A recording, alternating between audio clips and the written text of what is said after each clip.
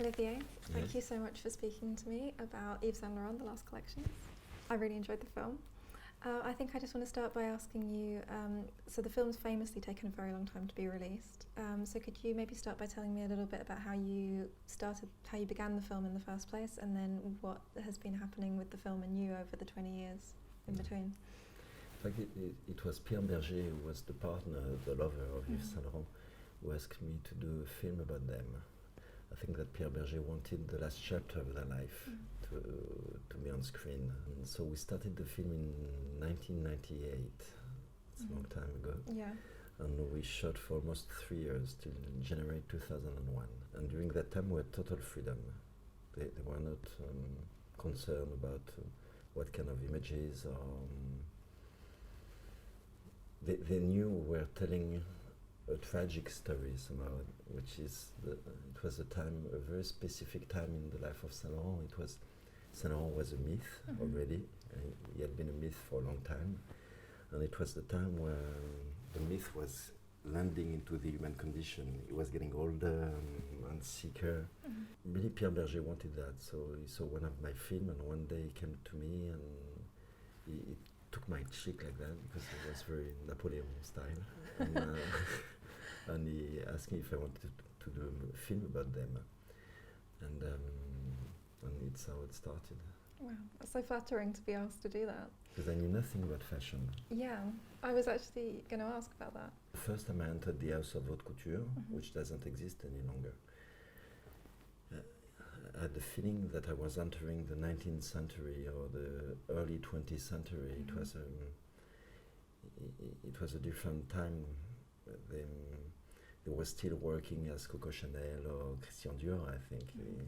It was not about finance so much, and you had the artist, Yves Saint Laurent. Creation was the driving force. It was not so much about finance. And it was beautiful, because when you entered the house of haute couture, it was like a France in miniature almost. Yeah. Under the roof you had the workers, the seamstresses, and below you had the studio of Yves Saint Laurent, which was not very, it was maybe twice that hotel room. It was not very big. And you had the office of Pierre Bergé, and on the ground floor you had the salon for the customers. And everyone was living in the same rhythm almost. Some of them had been working for 45 years together, even before the creation of Yves Saint Laurent Haute Couture House. Some of them started with Yves Saint Laurent at Christian Dior, when Christian Dior died. So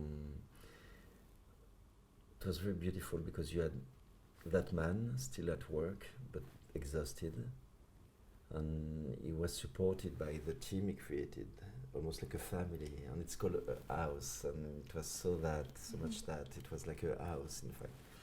So you had one Yves Saint Laurent, the masterpiece Saint Laurent, and in the meantime you had a bit of Saint Laurent in every workers around him. Yeah, it's interesting that you say the word family, because that's definitely the sense that I got from the film, even in the way that everyone's being so incredibly honest about this, about Yves Saint Laurent's sort of mental condition, and it's that sort of way that families just kind of accept each other and just know that they're just together for life. Exactly. It definitely... That was that, and everyone in the house wanted the story to last as long as possible. So everyone was doing its best, in fact, in order to get the story continued. But they all knew that Saint Laurent was getting weaker. I think the ending was unexpected.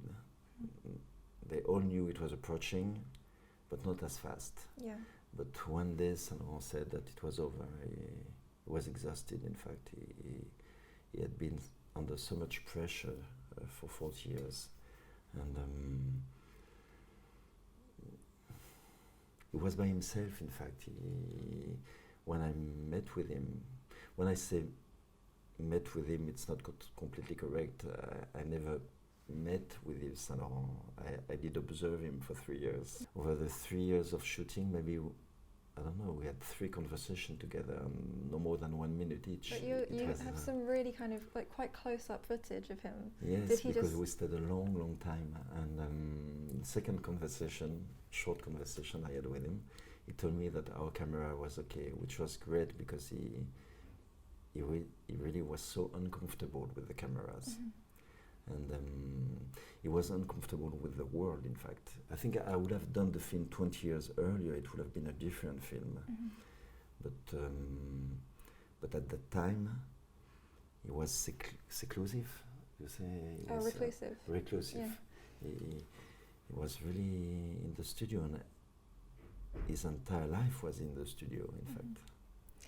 And in the sort of years that you've had to kind of wait to release this film, has the film changed for you? Is it a different film No, now it's the than same editing. It's completely the same. Same editing. We just cut one sequence of Pierre Bergé with a Chinese dissident, because it wasn't clear. It was, but that was the only thing we cut. 2 minutes. Wow. And it was exactly that film. And Pierre Bergé finally saw the film 2 years before he died. And what did he think? In 2016, and I think he loved it. Oh, that's But great. after 15 years, for 15 years he did not even want to see it. But one day he asked me, and he asked the production company if he could see the film, and he saw the film. This is when everything got resolved, in fact, and we were able to release the film after that. And probably it was tough on them to see the ending on screen, in fact. You know, it was, even though they wanted this image to be shot, it's extremely difficult to see the end of a story. It's, so probably it's part of the reason it was forbidden for so long. I think it's it took them time to accept, in fact, the image. Yeah, so it's kind of emotional reasons that's kept there. Yes. When Pierre Bergé saw the film, in fact, Yves Saint Laurent was dead, and most of the people on the screen were dead already. Loulou de la Falaise, and in Katusha, the black model, and they were all dead almost. So it's. But when I shot the film, I felt like a mission. It was not only about filming, but I knew that I had to collect as much things as possible before it disappears. Yeah. And so it's easier to do a film when you have a mission. And it was the end of an era, and after that things were different. Yeah, I suppose you're kind of an archivist of these Exactly. last moments. I was shooting a film, but I was shooting archives in the meantime. You know, it was a weird, fulfilling thing to go through. It's why I wanted the entire house to be on screen. The workers, as well as Yves Saint Laurent or his partner Pierre Bergé. I really wanted to do a portrait of the house before it closed. Well, yeah, those ladies that work in the atelier, they kind of really bring the film like to life, and they're very joyful. I kind of got the sense they might have been your favourite parts of it a little bit. Yes, they were. Yeah. You know, each time we were shooting, it was so uncomfortable to shoot with Yves Saint Laurent. But it was always uneasy, and no one was really comfortable around Yves Saint Laurent, in fact, and it shows in the movie. Even Pierre Bergé, they all like, oh. And so when it was a bit too difficult, we used to go to the workers level, and then it was relaxed. And it was, you had a sense of normality on the top of the house. You know, it was like, ooh, at least I can relate. Yeah. It's like and also you had like a Jean Renoir. I don't know if you know Jean Renoir, the French filmmaker, but all these workers, and it was like a Jean Renoir film from the 1930s. You know, it was, and they were so lively and so focused on their work also. And the tiny woman, Monette, the tiny worker, and she worked 7 years with Saint Laurent at Christian Dior when Christian Dior died. Wow. So she met with him when he was like 22. You know, so they knew each other very well. And it was fascinating because in the same house you had billionaires and workers living together. And it's different, I think, that now with Bernard Arnault, it must be extremely different. You have a headquarter and the creation is far away. No families. Not in that case. Everything was under the same roof. And they were having lunch together, and it was really a house. Yeah. I actually wanted to ask a little bit about the sound design of the film, because that's such a striking thing about it. And it's quite an unusual thing in a documentary, I think, to sort of have sound that's sort of edited to kind of tell another level of a story. At what point did that kind of come in? I wanted people to feel, in fact. I just didn't want to tell a story, but I wanted people to feel what was Saint Laurent about. And so we the other choice would have been classical music, but then I think it would have been I don't know, I was not interested in that. But I really wanted, each time I was approaching Yves Saint Laurent, and I was not the only one, I mean it was true for everyone, you could feel some energy, waves getting out of him, you know. It was like you were very destabilized. It was when he was looking at you, you were like, you were like grabbed. It was, and I wanted the music to create that feeling, a feeling that I felt for 3 years almost on a daily basis, and also I didn't want to interview Yves Saint Laurent, because each time I saw interview of Yves Saint Laurent, he was like a rabbit under the light of a car. In fact, he was not at ease with the words. He was a man of very little words. The only words he was saying was, "C'est beau," it's beautiful. Yeah, he does say that a lot. Oh, it was like very soft.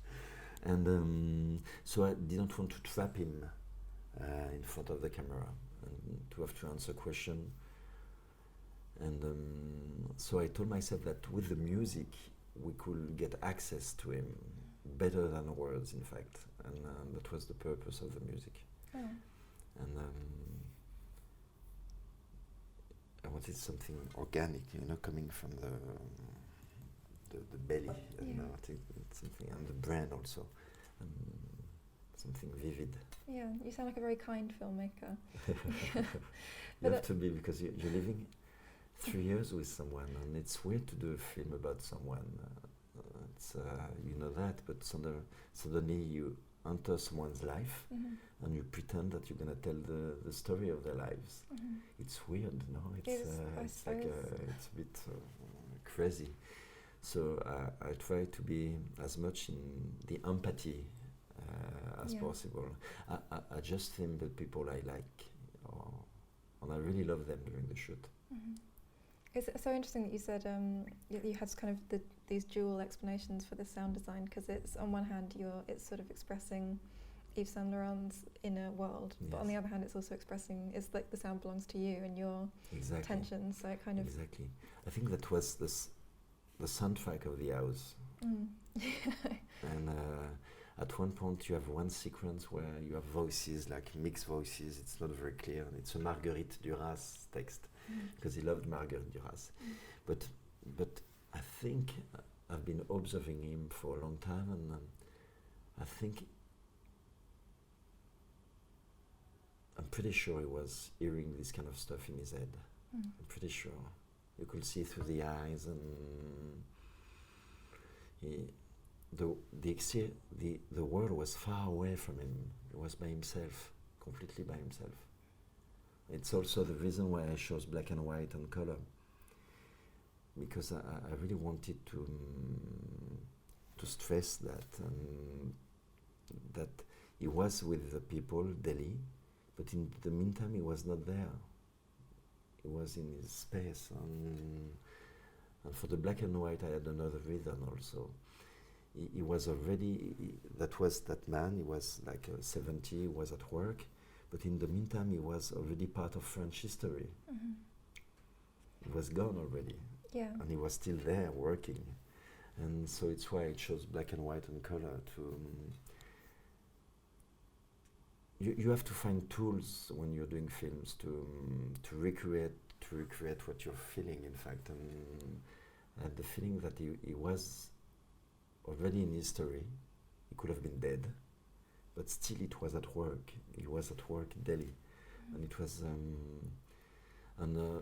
often I was asking myself, when you're such a myth, around 30 years old, 40 years old, what remains to do after that for the rest of your life? It must be unbearable, in fact.